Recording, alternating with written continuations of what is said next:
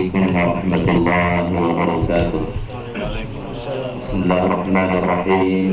إن الحمد لله نحمده ونستعينه ونستغفره ونعوذ بالله من شرور أنفسنا وسيئات أعمالنا. من يهده الله فلا مضل له ومن يضلل فلا هادي له.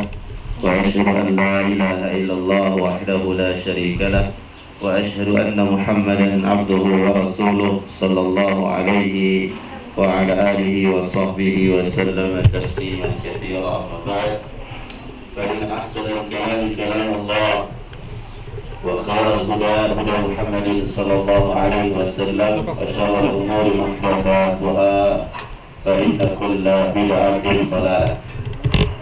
Alhamdulillah, pada pagi hari Senin yang berbahagia ini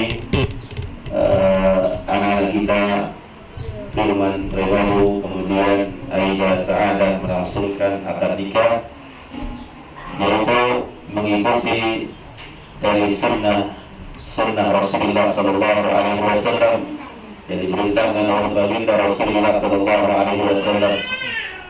Dan sesungguhnya ini merupakan nikmat yang besar dan bersyukur kepada Allah Subhanahu wa Ta'ala.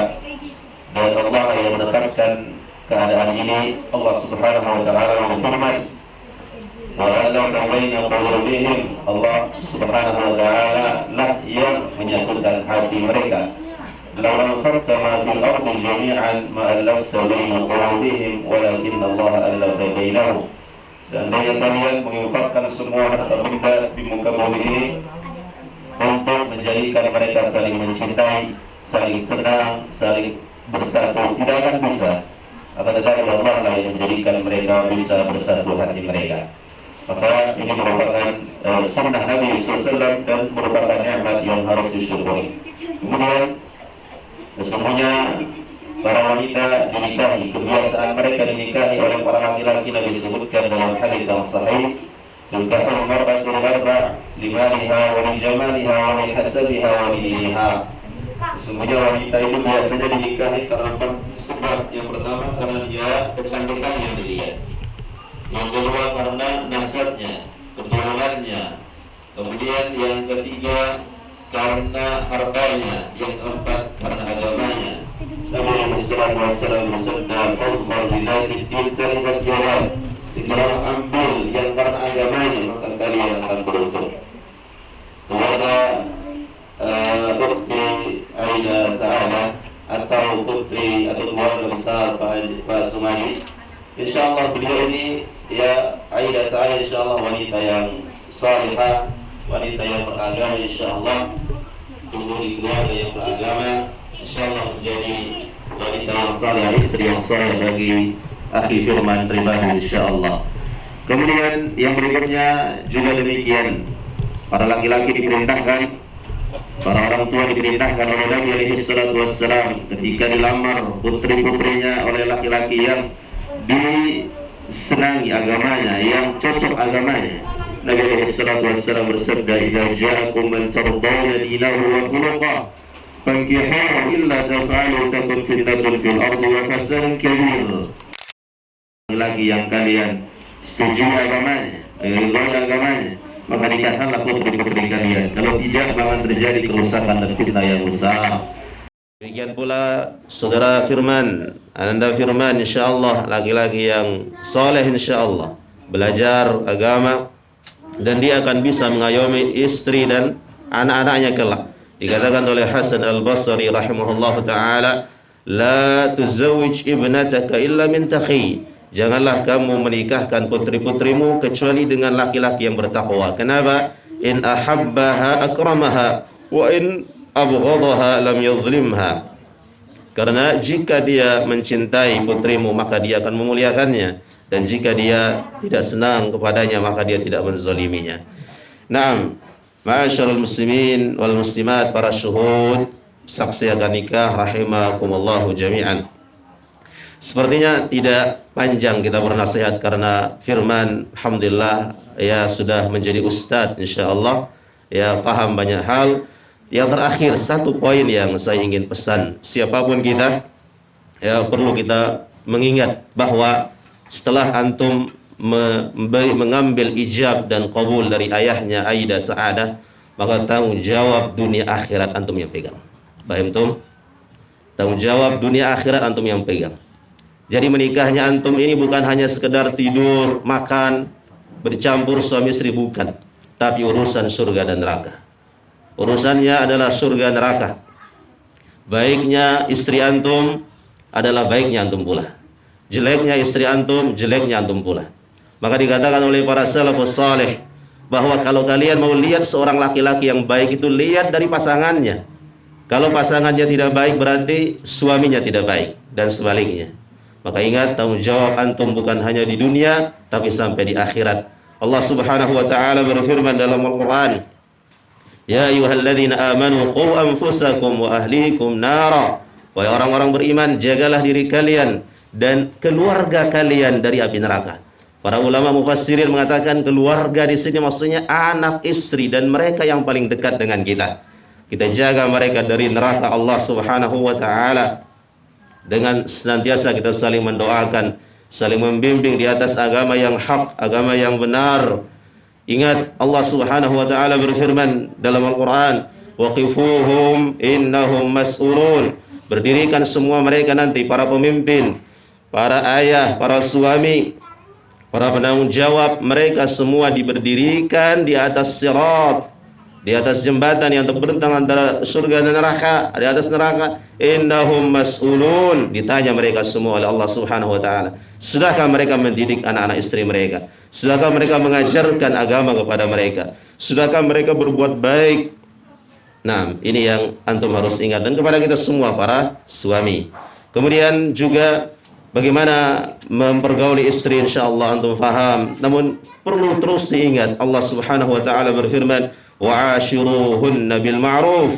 Pergaulilah istrimu dengan cara yang baik. Dengan cara yang baik, dengan pergaulan yang baik. Berikan apa yang baik kepada mereka, jangan sampai berikan yang buruk kepada mereka. Bagaimana seorang laki-laki yang bertanggung jawab? Nabi alaihi salatu wassalam bersabda, "An tut'imaha idza ta'imta." Engkau berikan dia makan ketika engkau makan, pilih makanan yang halal. Jangan berikan kepadanya makanan yang syubhat, apalagi yang haram.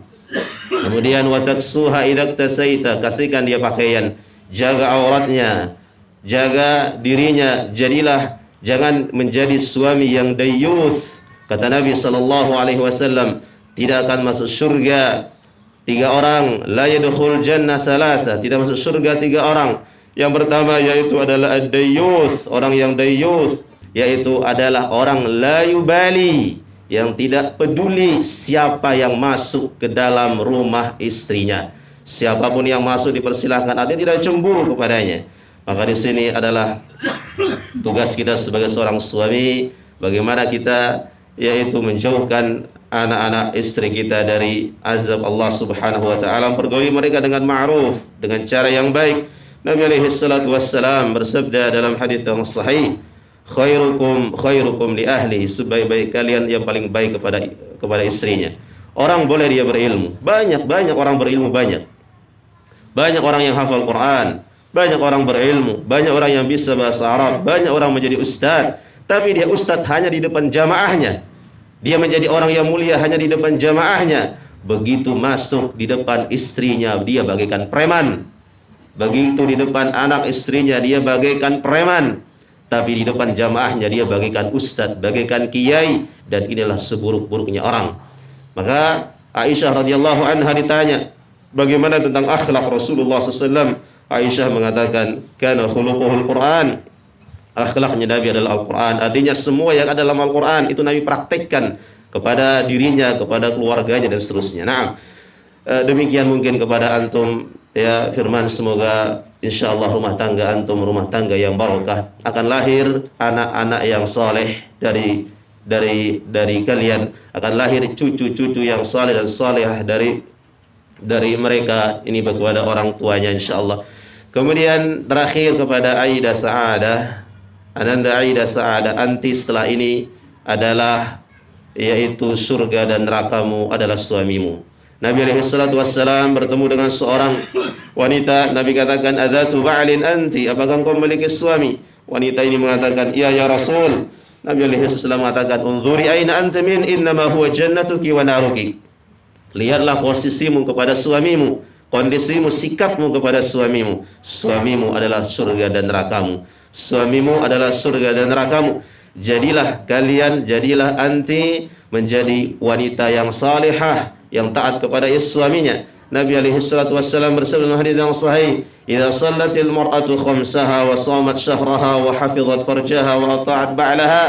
Apabila seorang wanita itu sudah hanya menjalankan 5 waktu, dia hanya bisa berpuasa Ramadan, tapi dia menjaga kemaluannya, kehormatannya, dan dia taat kepada suaminya, dia akan diperintahkan masuk ke dalam surga dari pintu surga yang 8. Pilih mana saja pintu yang dimasuki darinya. Dia seorang wanita yang tidak hafal Quran mungkin, dia wanita yang tidak banyak salat, tidak banyak puasa, tapi dia mengamalkan yang tadi, maka dia adalah wanita yang paling mulia insyaallah. Demikian mungkin nasihat kepada Akhi Firman, Ananda Firman, dan Ananda Aida Sa'adah. Terakhir kita doakan dengan doa yang diajarkan oleh Nabi sallallahu alaihi wasallam, barakallahu laka wa baraka alaika wa jama'a bainakuma fi khair. Barakallahu laka, semoga Allah memberkahimu, wa baraka alaik, berkahi atas urusanmu, wa jama'a bainakuma fi khair, Allah kumpulkan kalian di atas kebaikan insyaallah. Aqulu qali hadza wa sallallahu ala nabiyyina Muhammadin wa ala alihi wa sahbihi wasallam, walhamdulillahi rabbil alamin. Assalamualaikum warahmatullahi wabarakatuh.